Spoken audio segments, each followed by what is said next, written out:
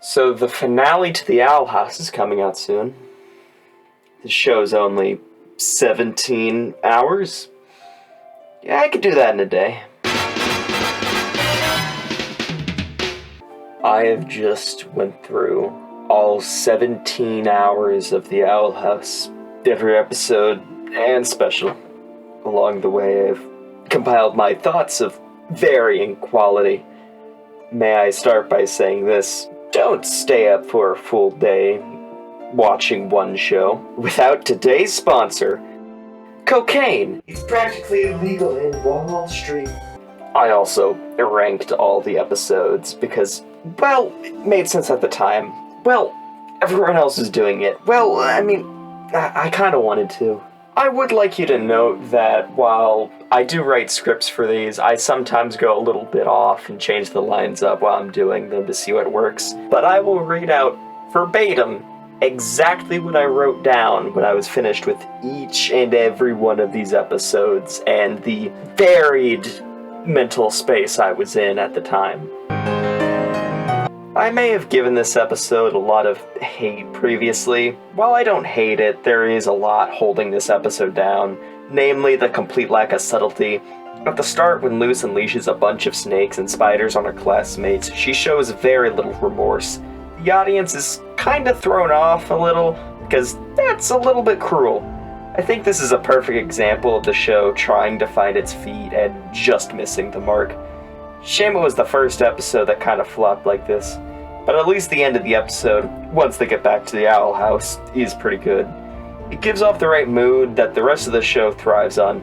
I'd say 4.6. Massive improvement from the first one. I especially love the portrayal of Ida in this episode and her protectiveness of Luce.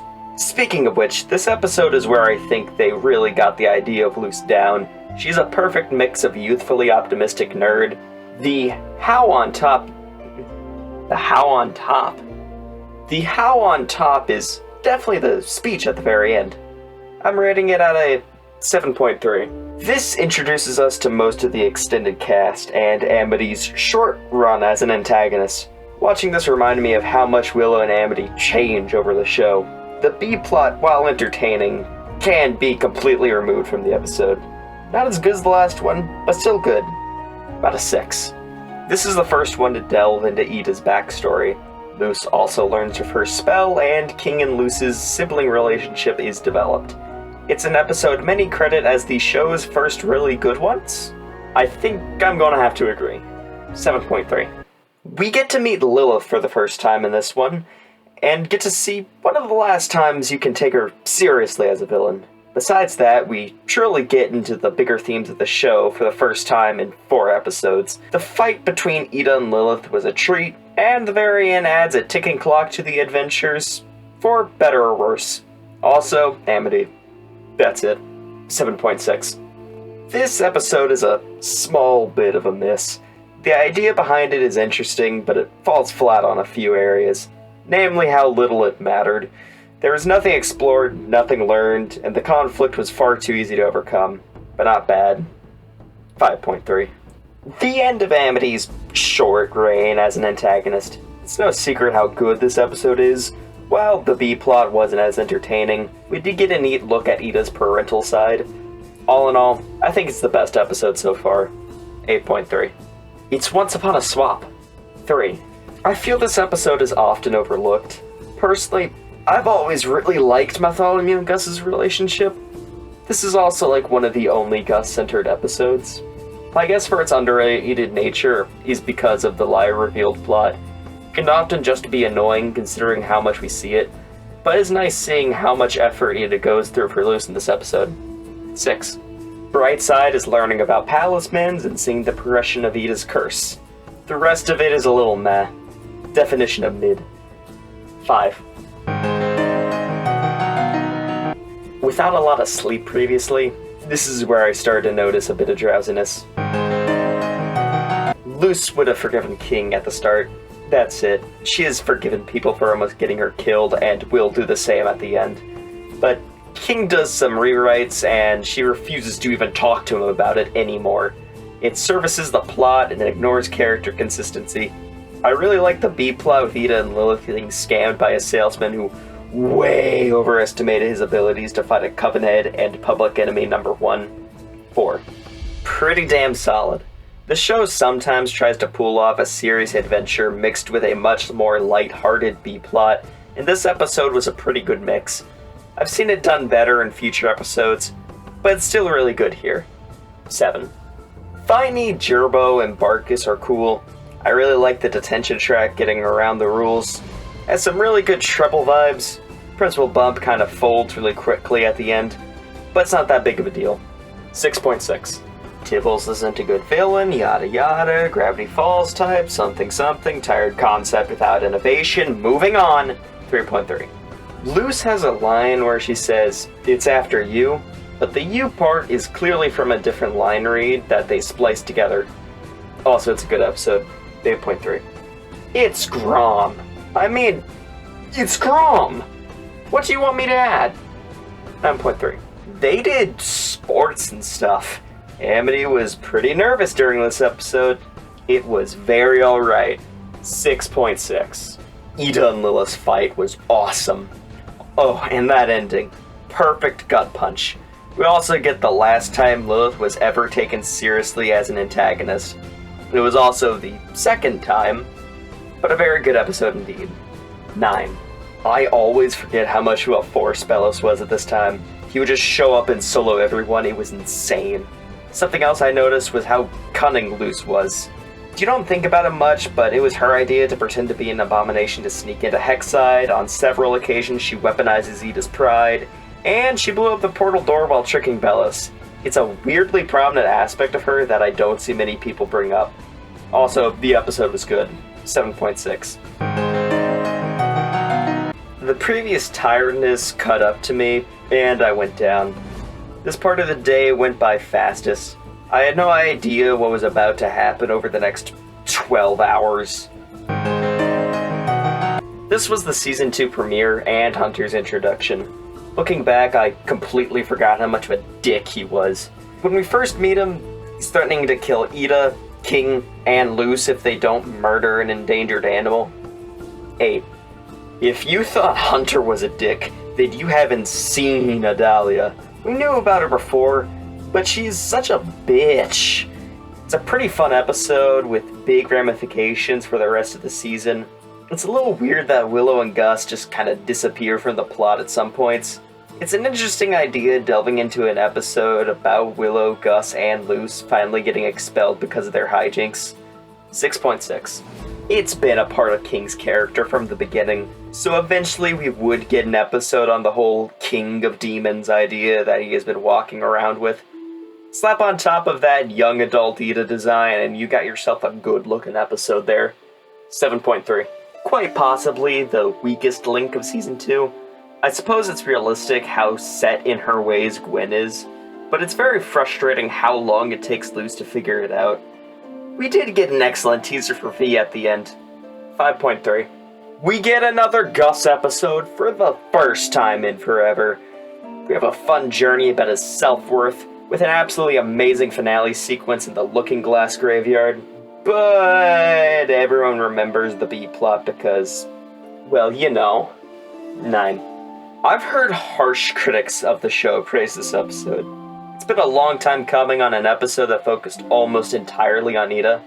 It's great. 9.3. Everyone always talks about the last third of the episode because, well, Lumity. But the whole episode is a joy from start to finish. There's a million words to describe this episode, and almost all of them have been used. So I'll move on. 10. Very nice. Big episode. Don't know what to say. Liked it a lot. 8.6. This is the one that caps off 2A. Luce finally tells her mom about the Boiling Isles, and we get to see the conclusion of the plotline set up at the end of Grom. It's a very satisfying episode to go through. 9. Only an hour of sleep was enough to get me here. Somehow the time between then and now felt twice the length as the start of the day. Something about this was getting to me in a way I did not expect. This episode came out after the mid-season hiatus, and I was hyped. The actual episode itself, I don't think quite lives up to the hype I set for it in my head. But that doesn't mean it's not a really solid one. There'll just always be a part of me that's a little left disappointed. 6.6. This one rocks! We have Flapjack being amazing as always, but now for the first time, the episode also explores Luce and Hunter's wonderful sibling dynamic that I absolutely love and adore. 8.3. I'm a tad bit partial to time travel, and closed loop time travel is my favorite time travel yet. One of the big points of this episode reveals Philip to be Bellows. It was pretty obvious from the audience's perspective. The important thing isn't that it is hidden to us, but the fact that it is hidden to Luce, and how we know it's going T-Crusher when she finds out is a deeply interesting story beat. Also, Ida talking to her dad. Pretty cool episode. 9. One of the last lighthearted episode, singular, at least it is for the most part. It gives off some Wing It Like Witches vibes, but if they all got kidnapped at the end and nearly murder a Coven head. I also love how they address the weird plot hole surrounding the Azora books. 7.3. Luce has always expressed interest in other people's pasts and history, but it is very reserved about anything that happened before coming to the Boiling Isles. It's nice to see this different side of her, and her spell raiser outfit is deeply underrated. I also love seeing some more character development for Medric. 9.3. The last episode before the non-stop stakes-rising, heart-pumping sprint to the finale that is about to come. It's also just fun. It's not super emotional or deep. It's right where it needs to be with all the hard-hitting episodes it's surrounded by. 7.3. This episode fucking rocks. We get Bellos' backstory, and we revisit the Mindscape. Plus, Hunter finally accepts the truth about Bellos and goes on his way. The return of the Luce Hunter sibling dynamic is one of my favorite aspects of the show. It's an all-around fantastic episode. 10. We conclude one of the longest plot lines of the show by finding out what King is. I was really worried at the ending that every one of the Titan Trappers was going to switch sides after they confronted Bill. I'm very glad I was wrong. 8.3. Last episode to feature Gus as the main focus. This episode is filled with so many Easter eggs. It was so much fun. That put him out of his misery joke never fails to land. I could watch a full episode of just that joke. 8. Ida versus Luce was something no one wanted, but everyone needed. It was a very good way to introduce us to the 2-episode finale. With King resolving his inner conflict with Steve by his side makes this one of the best B-plots. The whole thing ending with the cats is just a cherry on top. On top of that cherry is Luce carving her Palisman. Weird Sunday. 9.3. Everyone knows what's in this episode. The iconic kiss.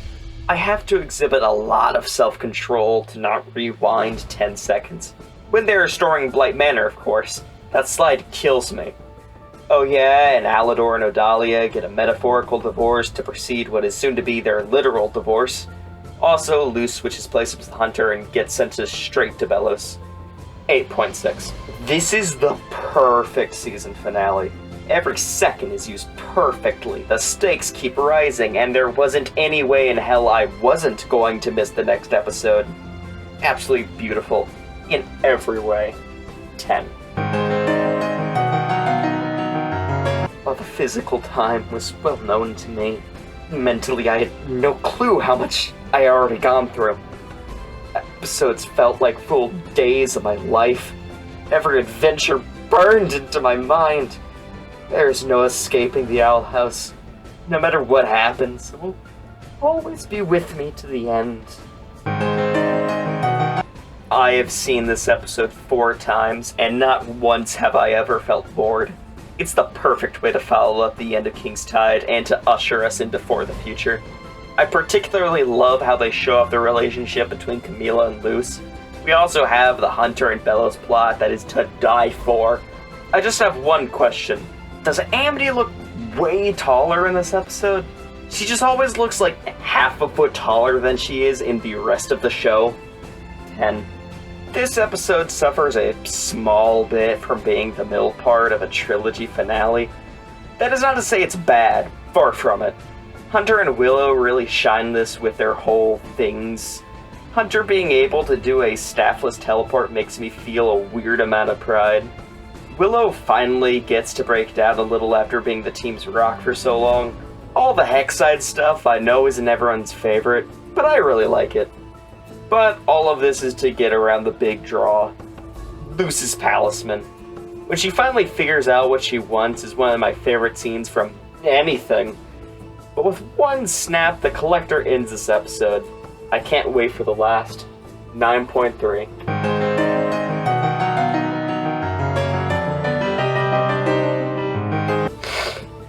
I was free of my poor decision. While sleep was allowed to me, my body would refuse. It needed more Owl House. There was no day but a series of months shoved into a 24-hour period, but I lived every second to the last. It felt unfair for only a day to have been lost, for in my head the sacrifice was far greater. If I never see another second of the show, I will never be finished. To experience almost nothing else but hours of what you love is a beautiful torture I'm unsure of how to describe.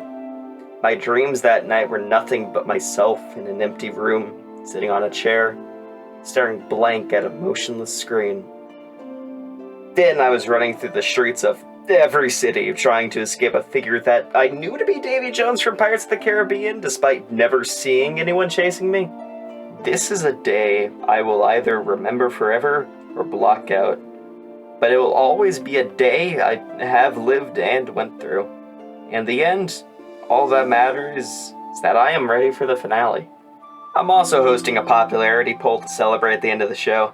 You can find a link for it on the channel, starting the day after the finale, every day at 4 p.m. Central Time. See ya there!